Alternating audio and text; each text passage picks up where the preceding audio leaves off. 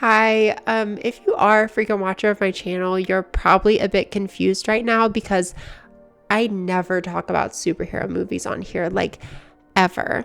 And that's like not a mistake at all.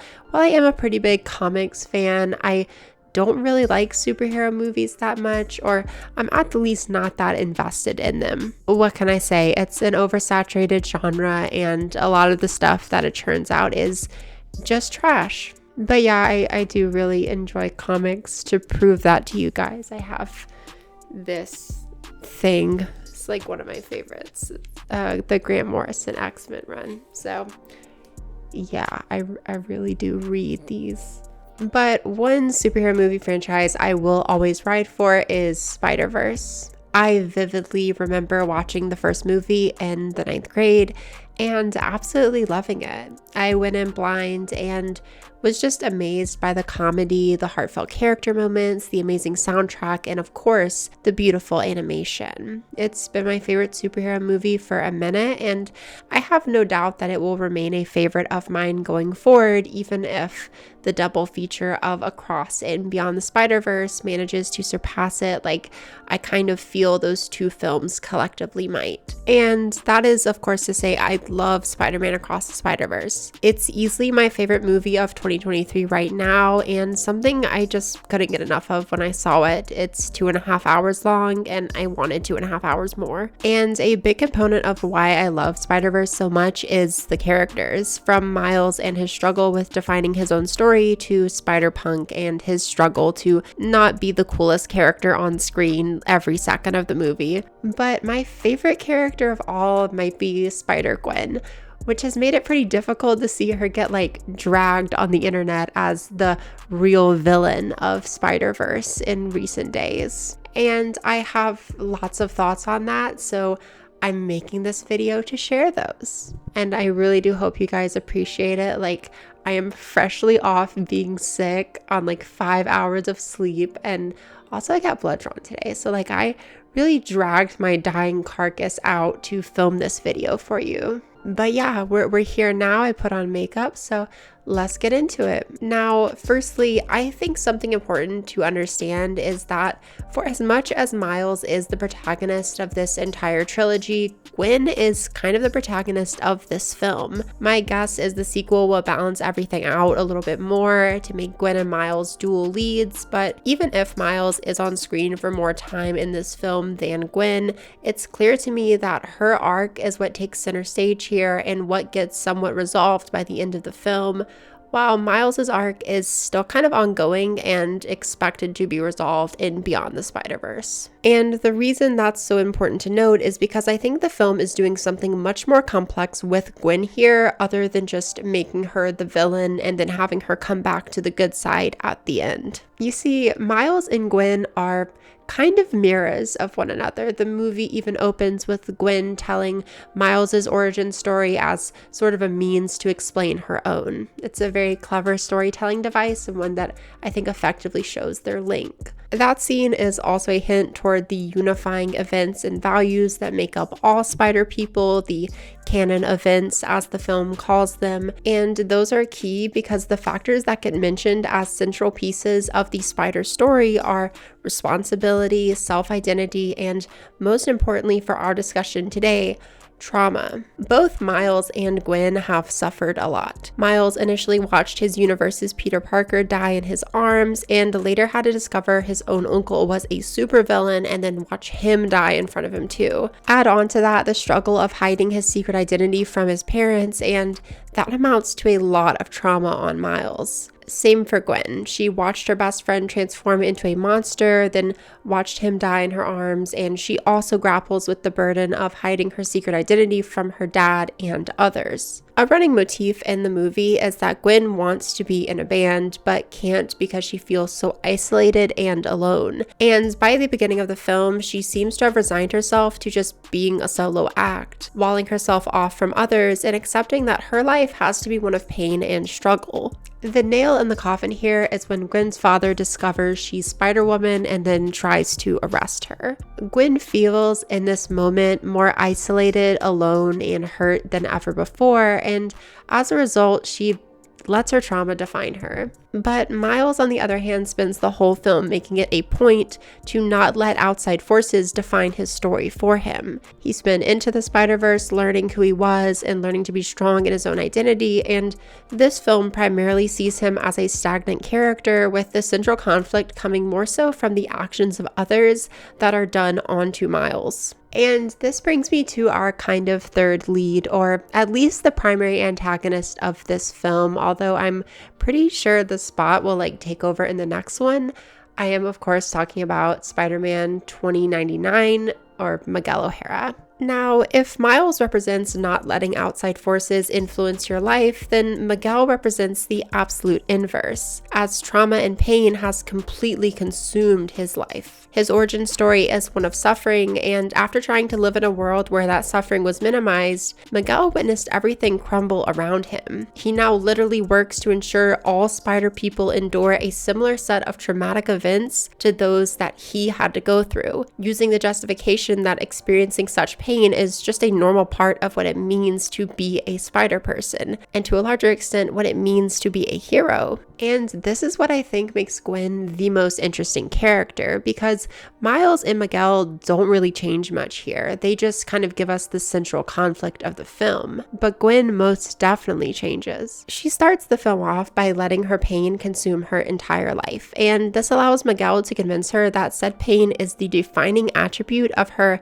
entire existence, that there is no way to avoid it, and that any attempt to deviate from it will just be disastrous. When Gwen comes to visit Miles, she's hiding her true intentions, that she's there to neutralize the spot under the orders of Miguel. Yet it's still obvious that she really wants to see Miles and build more of a relationship with him, to lead with love and compassion instead of with fear and sadness. It's just that she isn't capable of doing that because of where she is in the moment as a character. As the story progresses, she continues to keep hidden from Miles the truth of her mission and of his own reality. She doesn't tell him that he's seen as an anomaly because the spider that bit him wasn't from his dimension, and she certainly doesn't tell him that his father will be killed after he becomes captain. She even tries to prevent Miles from saving an innocent person's life when they're in Spider-Man India's universe, showing that she's clearly becoming corrupted by Miguel's ideas about trauma and pain needing to be a definite part of the Spider-Man story. However, after the chase in the spider lobby where Miles tries to get back home to save his dad,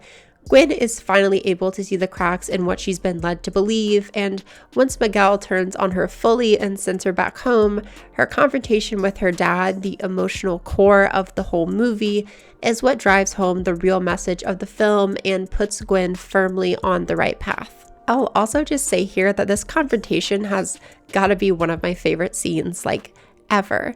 The emotional highs hit so hard here, and when coupled with the colors changing to match the emotional states of each character, it's just breathtaking. On top of that, the scene even carries with it an additional subtextual layer that we'll discuss more in a bit, but that's kind of getting ahead of myself. But anyway, Gwen comes home and is immediately confronted by her dad, explaining to him that she became Spider-Woman to try and help people and protect the ones she loves. And then she opens up about what's going on with Miles and explains that she feels alone and like she's failed to do the right thing, just laying all her anxieties and fears out on the table. But choosing to lead with love instead of quietly accepting a life of pain, she tells her dad that she can't lose him too, a statement that means a lot when we realize that he's a police captain and destined to die in her story. This is, in a way, her biggest moment of rebellion from Miguel. And her father tells her that he's quitting the force because of what she said, choosing love and the right thing just like she did. This is the moment where Gwen completes her arc, realizing that caring for others, choosing love, and being a hero are all more important than letting pain define who she is. Bad things will happen, but what matters is that we're able to fight against them and never just take tragedy lying down. And that's why I think seeing Gwen as just the villain here is so reductive, because her character is far, far more than that in this film. She is the most important lead in a sense, the one who changes and eventually shows us the film's central message through her character progression. I also want to make note of a central conflict in the film here, that of generational divides and preconceived preconceptions about what the world is and can be. On the one hand, we have the young characters, those like Miles, Spider-Bite, Spider-Punk, and Spider-Man India, who have experienced pain in their lives but refuse to let it dominate their existence, refuse to blindly fall into Miguel's ideas about what their identities should be.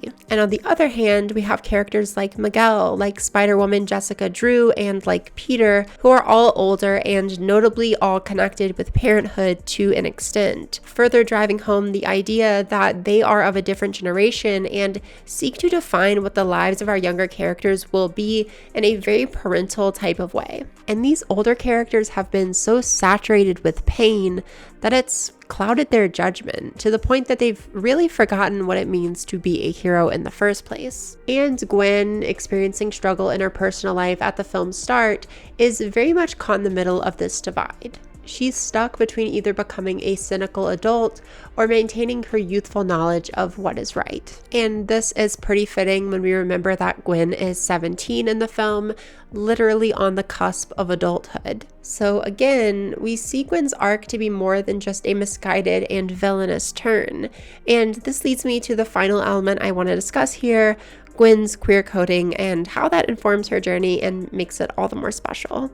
I mean, what would it even be a Making Media Matter video without something gay? So Gwen is very heavily coded as trans, from the incorporation of pink, blue, and white, the colors of the trans flag in her scenes and character design, to the literal appearance of a Protect Trans Kids flag on her wall, to the fact that there's a trans flag pin on her dad's uniform. Like, this is really hard to deny. But most clearly, Gwen's trans coding is reflected in her story across the film, wherein she is forced to out herself as Spider-Woman to her father, is rejected, lets the pain of that rejection consume her, and then finds acceptance through love. You know, I've been open about it on the channel before, but I am myself transgender, and seeing Gwen's story brought up a lot of experiences I've had as a transgender youth. The way her dad's first words after she reveals her secret identity to him are anger over how she's been lying, the way she rushes into his arms when given the slightest space for compassion, and especially the way she explains her secret life to her father as her just